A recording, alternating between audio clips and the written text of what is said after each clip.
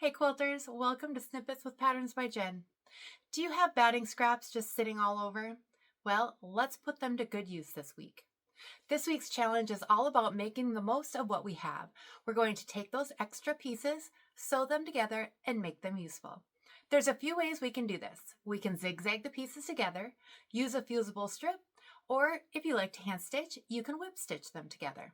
I'm going to show you how I zigzag them so that I can use them in coasters, table runners, even baby quilts. Let's go over to the cutting mat.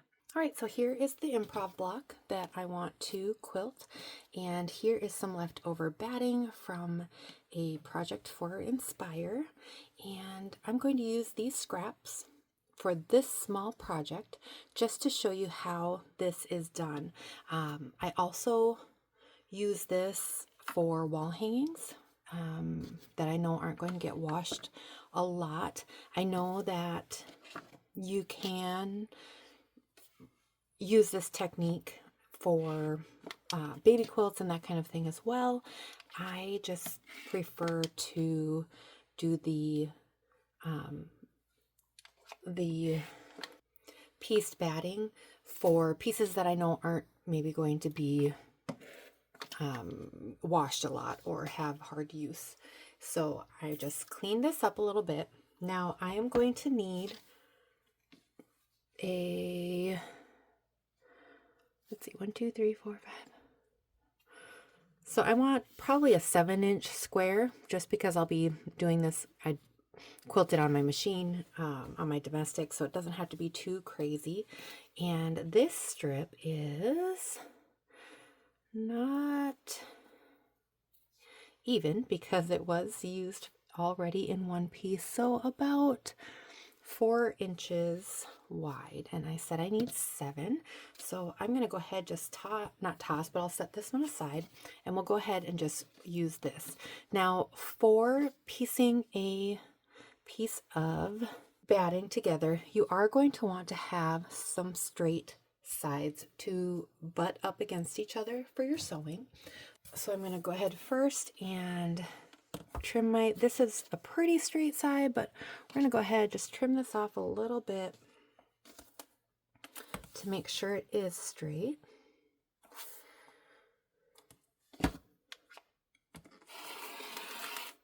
And then I will flip it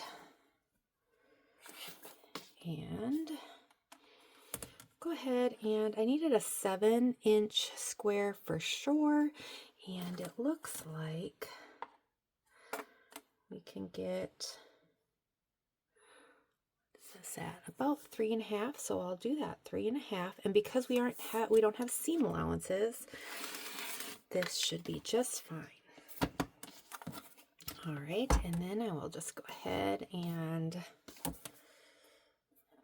make a quick cut to cut these apart. All right, and so now what I'm going to do is take this to my sewing machine. I'm going to butt up these straight edges, and we're going to zigzag all the way down. Okay, now this is wool batting, so it is going to look like it's thicker and thinner throughout, but this is 100% wool, which is what I usually use in my quilts. So we'll do a zigzag.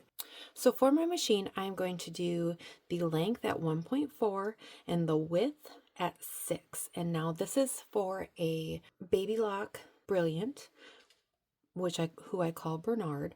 So for Bernard, I have that set. You'll have to play around a little bit with your machine to find out what works best, but you want to make sure that the width is wide enough that it's catching both sides really nicely, and then you want it to be a shorter length as well, and I do shorter because of the wool as well, but you want that length to be short enough that's going to hold this together. So let's go over to the machine. Okay, so let's just take a quick peek at my screen. So here it's the width at 6 and the length at 1.4. Okay, again, that's for my Baby Lock, so it might be different for your machine.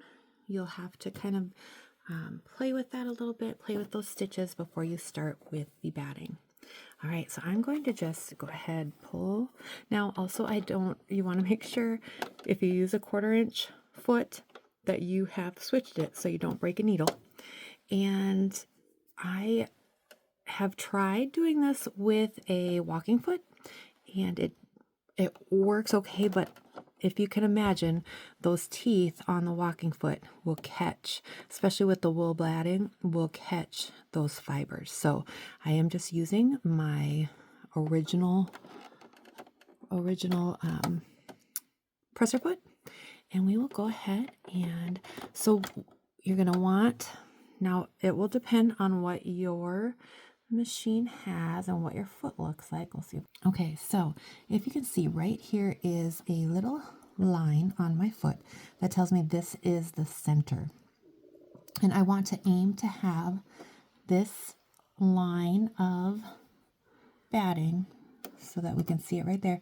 I want that line to be right where that center line is on my presser foot, because then I know my zigzag will go back and forth over that evenly. All right, so let's just start stitching.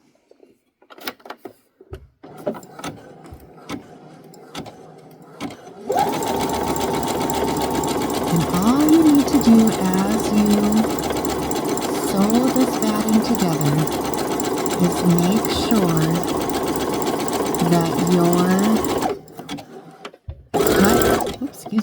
the cut straight line is right where the middle of your presser foot is, so that you are catching both sides evenly as you stitch to keep these pieces together. We'll go all the way to the end, even though I don't need this much, we'll go all the way to the end. All right, let's take a look. And here we have our, if I can get it out of there.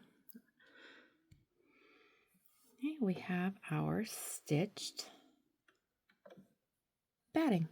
And now it acts as one full piece, and we can put that into our quilt. All right, so here's my square on my batting.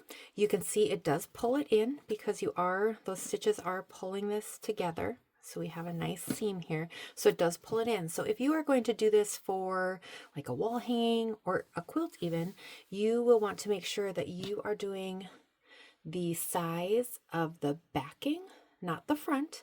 You'll want the backing size and add maybe 1/4 inch, 1/2 inch to your measurements so that when it does pull this in, you aren't too close to the edge. Now this is a very small piece that I will just quickly stitch on my domestic on Bernard there, so I'm not too worried about that, but I could have definitely, cut those strips at 4 inches, giving myself a little bit more room to work with, but this should be okay. Even with a piece like this, I'm going to throw a couple of pins in there when I quilt it just to make sure it all stays. All right, and that is all we are doing with this piece this week. So this is a pretty tight squeeze for me, but I'll go ahead and stitch it on my domestic, and I think it'll turn out just great. I did also want to show you a larger piece.